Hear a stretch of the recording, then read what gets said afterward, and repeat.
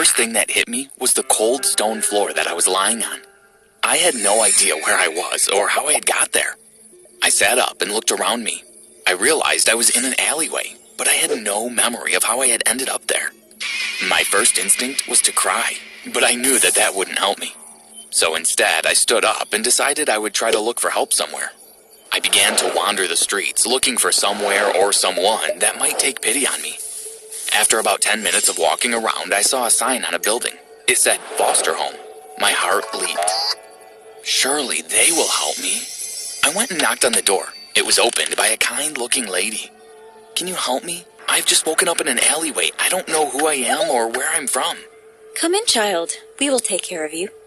But before I go on, make sure you like and subscribe and hit that notification bell, or you might end up with too many parents like I did. You must remember something. What about your family? Do you have brothers or sisters? Isn't there anything you can think of? I shook my head. I'm sorry, my mind is a complete blank. I don't even know what my name is. Well, we can easily solve that problem. You can choose whatever name you like, and we will call you that. I looked around me, trying to find something that would give me some inspiration. My eyes settled on a box of cereal with the title Dr. Matthew. Matthew. I'd like to be called Matthew, please. Okay, Matthew it is. The lady told me that I was welcome to stay with them at the foster home for as long as I needed. But in the meantime, we will try to look for someone who would like to adopt you. It will be much nicer for you if you have a real family, someone to look after you. I like the sound of that. I wanted to belong to someone. It didn't take them long to find some prospective parents for me. Matthew, we have 5 different couples who would like to meet you. You can spend some time with each of them and then decide if you would like to live with any of them. The following day, I met with each set of parents. The first couple, David and Amy, made an instant impression on me. Hi, Matthew. We just want you to know that we would love for you to come and live with us. We have a big house and it feels so empty with just the 2 of us. We know that you will be happy with us. Would you like to live with us? Yes, I would like that very much. Okay, that's settled then. We will let the foster home know. I felt really happy. David and Amy seemed really nice. I was sure we would get along fine. As I was waving goodbye to David and Amy, I saw a young couple walking up to the foster home. You must be Matthew. I'm Louise, and this is my husband, James. Oh, hello. Yes, I'm Matthew. Come in, come in. I showed Lois and James through to the lounge, and we sat down. It's really nice to meet you, Matthew. We would love for you to join our family. We haven't any children of our own, but we do have a lovely dog named Rex. Do you like dogs? Yes, I love dogs. So do you think you'd be happy to come and live with us? Yes, I would. That would be great. Lois and James shook my hand and said goodbye. We will see you very soon, Matthew. Lois and James had only been gone 5 minutes when I heard a knock at the door. I went to see who was there. Matthew? Yes. I'm Mark, and this is my wife, Joanne. Hi there. Come in. The home told us that you don't have any memory of who you are or where you're from. Yes, that's right. Well, we're hoping that you want to live with us, and we can make some new memories for you. That sounds really nice. We think so, too. I'm sure it won't take long to organize everything, and then you can come and live with us. Thank you. You're so kind to offer me a home. Joanne smiled at me and gave me a hug. We will look after you, Matthew. You can rely on us. I waved goodbye to Mark and Joanne and went into the kitchen to make a sandwich. But just as I was about to butter the bread, I heard a knock at the door. I went to answer it. Hello, Matthew. We are here to see if you would like to come and live with us. I'm Julie, and this is my husband, Simon. Come in. I'm just making myself a sandwich in the kitchen. Don't be silly. I can do that for you. Why don't you go and sit down with Simon whilst I make it for you? Simon and I went through to the lounge and sat down. A few minutes later, Julie joined us. She passed me a sandwich. Hope it's how you like it. I took one bite. It was perfect. It's delicious. Thank you so much. Oh, I love cooking. If you come to live with us, I will make you all of your favorite meals. Wouldn't you like that? Yes, I would definitely like that. Thank you. Then Nick and Sharon came in after that, the 5th and final couple, and I found myself agreeing to them too. After Nick and Sharon left, I sat down on the sofa and thought about all of the couples. They had all seemed nice. I guess that's why I had told all of them that I would like to live with them. Later that evening, the lady who ran the foster home told me that the couple who wanted to adopt me would come to see me the following day to ask a few final questions. The next morning, I woke up really early. I felt so nervous, wondering which couple would be the ones that wanted to adopt me. When I heard the knock at the door, I started to get really excited. I opened it to find Simon and Julie standing there. I was overjoyed to see them. We would love to adopt you, Matthew. Really? Thank you. We'll be back to pick you up later. Give you time to get your things together. Okay, see you later. I had just started packing my bag when I heard another knock. Maybe they've forgotten something. But when I opened the door, it wasn't Simon and Julie standing there. It was David and Amy. Hello, Matthew. We hope you're pleased to see us. We want to adopt you. What do you say? I felt a bit confused, but I decided to just go along with it. Yes, please, I'd love for you to adopt me. Okay, we will see you later then. I thought that would be the last visit I would get that day, but I was wrong. In the next hour, I got a visit from the other 3 couples. They all said the same thing. They wanted to adopt me. I couldn't help myself. I said yes to all of them. I sat down and thought about what had just happened. Now what am I going to do?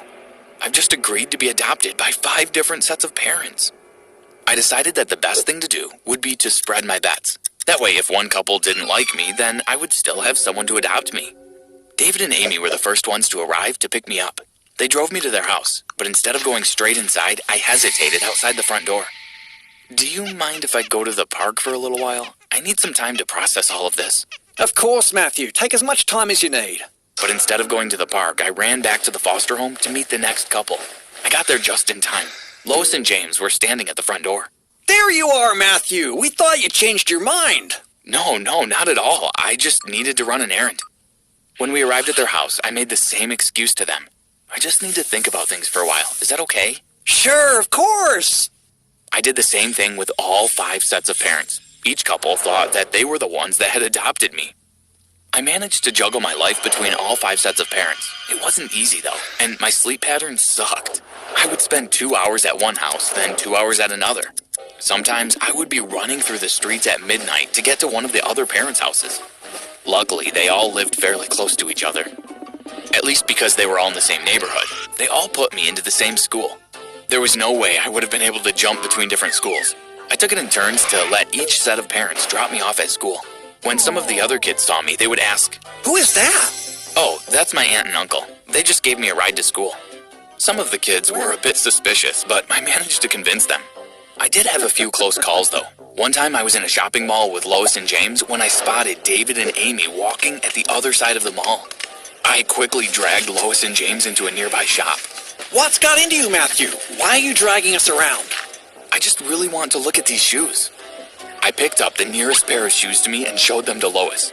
As I did so, I could see David and Amy walking past the shop window. A feeling of relief flooded through me. Phew, that was close. I could see that Lois and James were still looking a bit confused, though. The end of term was coming up, and it was time for the parent-teacher interviews. The school had sent out an email to each set of parents asking them to come. How am I going to get away with this? I decided I would tell 4 sets of parents not to come in. I would only ask Nick and Sharon to go to the interview. The other couples were all fine with not going in. I told them that it would just be a waste of time. That is, except Mark and Joanne. Matthew, it's not a waste of our time. We want to meet with your teachers. We want to know how you are getting on at school. I started to panic. I couldn't let them go. I had to find a way of stopping them. Why can't you just respect my wishes? I don't want you to go. Mark and Joanne looked really hurt at my words. I felt really bad, but I didn't have any choice. I had to stop them, or my plan would fall to pieces. The night of the parent-teacher interviews, I went along with Nick and Sharon. But while we were sitting waiting for our turn, Mark and Joanne turned up. I heard them speaking to the school secretary. We're Matthew's parents. Nick and Sharon looked at them in confusion. What do you mean you're Matthew's parents? You can't be. I decided that I wasn't going to stick around to hear anymore. I ran out of the classroom, but on the way out, I bumped into David and Amy, Lois and James, and Simon and Julie. All of them spoke at the same time. Hi, son. They all turned and stared at each other. It was obvious they were wondering who these other people were. I ran out of the school and straight to the park. It was my favorite place to go when I needed to think. I had just managed to calm down when all 5 sets of parents arrived. Matthew, we want an explanation. What is going on? I explained everything to them. When they heard what I had to say, David, Amy, Lois, James, Simon, and Julie immediately stormed off.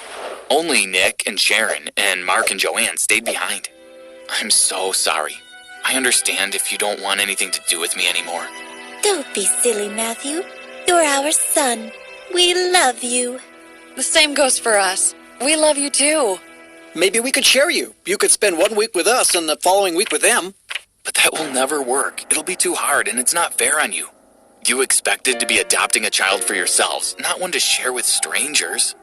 We stood there in silence. Nobody knew what to say next. But suddenly, the silence was broken by the lady from the foster home appearing next to us. Matthew, I have some news for you. What news? What is it? Your real parents have come looking for you. What? You'd better all come with me. The 5 of us went with her back to the foster home. When we got there, she introduced me to a couple there. Matthew, these are your biological parents. I looked at the couple. It was obviously true. I looked exactly like them. What happened to me? How did I end up in the alleyway? My mother looked at me with tears in her eyes. We were on a camping trip and you got lost.